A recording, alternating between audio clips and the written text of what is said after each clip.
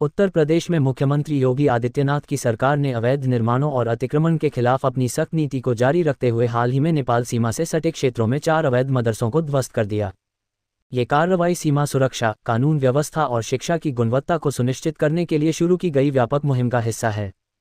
योगी सरकार का ये कदम न केवल अवैध निर्माणों को हटाने के लिए है, बल्कि यह भी सुनिश्चित करने के लिए है कि सभी शैक्षणिक संस्थान राज्य के नियमों और मानकों का पालन करें।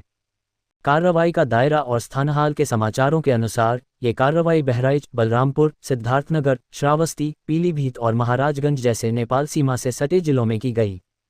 इन क्षेत्रों में प्रशासन ने उन मदरसों को निशाना बनाया जो बिना मान्यता के संचालित हो रहे थे या जिनके पास वैध स्वामित्व दस्तावेज नहीं थे। सिद्धार्थनगर के अतिरिक्त जिला मजिस्ट्रेट गौरव श्रीवास्तव ने बताया कि उप जिलाधिकारी, एसडीएम और बेसिक शिक्षा अधिकारी सक्रिय रूप से मदरसों का सर्वेक्षण कर रहे हैं। जिन संस्थानों ने वैध दस्तावेज प्रस्तुत नहीं किए, उनके खिलाफ ध्वस्तीकरण की कार्रवाई की गई। 3 मई 2025 को प्रकाशित एक समाचार के अनुसार महाराजगंज और सिद्धार्थनगर में दो मदरसों को गिराया गया। इसके अलावा श्रावस्ती के जमुना और भिनगा तहसीलों में भी अवैध मदरसों पर बुलडोजर चला। ये कार्रवाई योगी आदित्यनाथ के स्पष्ट निर्देशों के बाद शुरू हुई, जिसमें उन्होंने अवैध अतिक्रमण और बिना मान्यता के संचालित धार्मिक संस्थानों के खिलाफ सख्त कदम उठाने का आदेश दिया था। क्यों जरूरी थी यह कार्रवाई? योगी सरकार का कहना है कि यह कार्रवाई सीमा सुरक्षा और कानून व्यवस्था को मजबूत करने के लिए आवश्यक थी। नेपाल सीमा से सटे क्षेत्र संवेदनशील हैं और अवैध निर्माणों का उपयोग असामाजिक तत्वों द्वारा दुरुपयोग किया जा सकता है।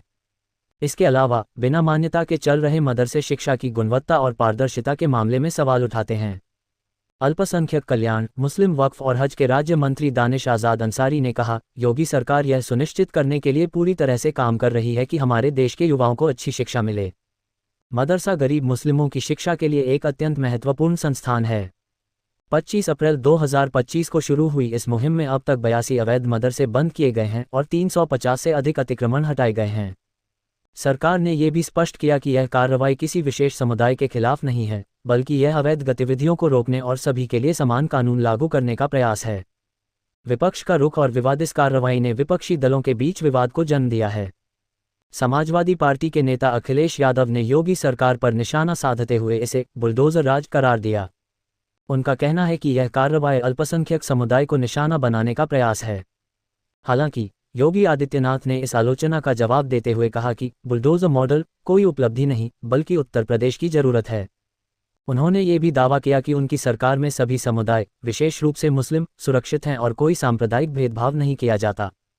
कानूनी और सामाजिक प्रभाव। कानूनी रूप से ये कार्रवाई सुप्रीम कोर्ट की निगरानी में हो रही है, जिसने पहले अवैध ध्वस्तीकरण पर सवाल उठाए थे। प्रशासन का दावा है कि सभी कार्रवाइयां नियमानुसार और पारदर्शी तरीके से की जा रही हैं। सामाजिक रूप से यह मुद्दा ध्रुवीकरण का कारण बन रहा है। कुछ लोग इसे कानून व्यवस्था की जीत के रूप में देखते हैं, जबकि अन्य इसे अल्पसंख्यक समुदाय के खिलाफ कार्रवाई के रूप में प्रचारित कर रहे हैं। निष्कर्ष, योगी आदित्यनाथ का बुलडोजर एक्शन उत्तर प्रदेश में कानून के शासन को स्थापित करने की उनकी नीति का हिस्सा है। नेपाल सीमा से सटे 4 मदरसों को ध्वस्त करने की यह हालिया कार्रवाई सरकार की सख्ती को दर्शाती है। हालांकि ये सुनिश्चित करना जरूरी है कि ऐसी कार्रवाइयां पारदर्शी और निष्पक्ष रहें ताकि सामाजिक सौहार्द बना रहे। इस मुहिम के दीर्घकालिक प्रभाव शिक्षा, सुरक्षा और सामुदायिक संबंधों पर निर्भर करेंगे।